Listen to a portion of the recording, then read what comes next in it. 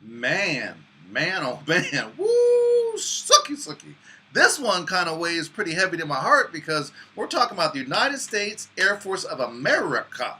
I mean, that's a very, very prominent professional organization. I mean, they don't play. They don't play. They do things right. They do professional. I was in the Air Force for 4 years. My dad was in the Air Force for 28 years.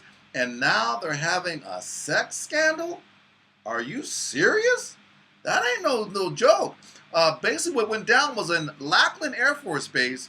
There was about 31 women or 31 victims that were sexually assaulted, and this was during the training practices. And so now, because of this, the Air Force is considering just revamping the whole basic training and maybe having the women and men have separate training quarters and just get more detailed on this training practices because that ain't the way it goes down. I mean, the Air Force is like, yes, sir, yes, ma'am, don't play, let's get this done right. And this has gotten to the point, or I believe there's about, 12 sergeants that are being potentially court-martialed or going through court-martial proceedings. And the first one starts on the 16th and is dealing with sexual assault, attempted sexual assault, adultery, obstructive of justice, a whole bunch of serious allegations are going down. This ain't no game, dude. And to put this black mark or this bad press on the Air Force, wow, that's like when Kobe was in trouble, and that's like when some of these other people who seem to have a upstanding, proper, background and reputation, take a fall. So I guess part of the moral of the story is no matter how professional you are and how stellar you are and how well wrapped and how many accountabilities and checks and balances you have to do things right, there's always that human freaking element that could come in and top over your whole freaking apple cart, because if there's people in your organizations, there's still the pervert basis, there's still the retard basis, there's still the jerk basis. I mean, one bad apple don't spoil the whole bunch, girl, but shoot, it definitely puts a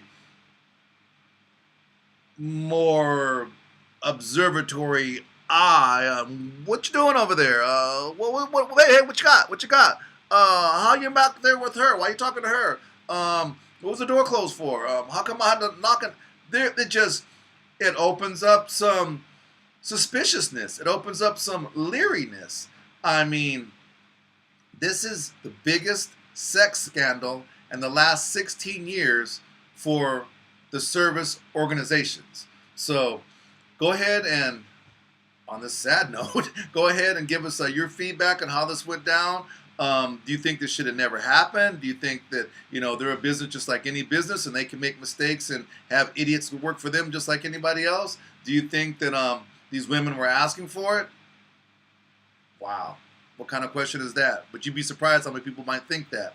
Also, do you think that when something like this happens, that there can be enough safety balances and checks and balances to rectify this? Or do you think no matter how hard we try to cover our bacon, something always can come up? That's what I think. And then I'm also wondering, you get in those kind of basic training situations, and it's almost like being in jail.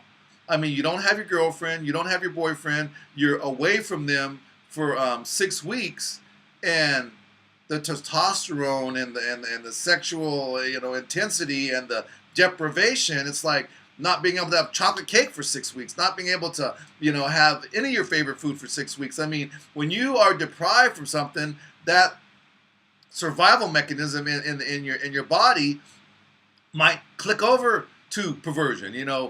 Men don't make love with men in jail because that's what they want. If they're in prison and they know they're never coming out and they want that sexual whole release, that just might happen. You're sitting in basic training, and don't get it twisted. I'm not condoning that, well, dog, if you let them have sex, well then, this would have never happened. Not saying that. That's not what I'm saying. But I am saying that some people are weak, and some people do think to that, and some people do succumb to that. And so maybe part of the basic training might be every weekend you have cordiality visits, you know. But I can hear the argument already. What if you're single? What if you never had it in the last year? That's a stupid argument. Who knows? I'm just brainstorming. I'm just trying to come up with ideas that might alleviate this from never happening again, or at least waiting another 32 to 50 years before something like this happens again. Anyways, give us your comments. Tell us what you think. This is a travesty that upstanding, almost perfect organization that I feel, yes, sir, thank you, Dad. Yes, sir, thank you, me, went through to have to experience this embarrassment and this fallacy is just, it's just kind of sad. It's just kind of a trip. Anyways, give me your comments. Let me know what you think. I'll talk to you later. If you need to subscribe, that's always great. If you need to comment, that's great too. So talk to you soon. Bye-bye now.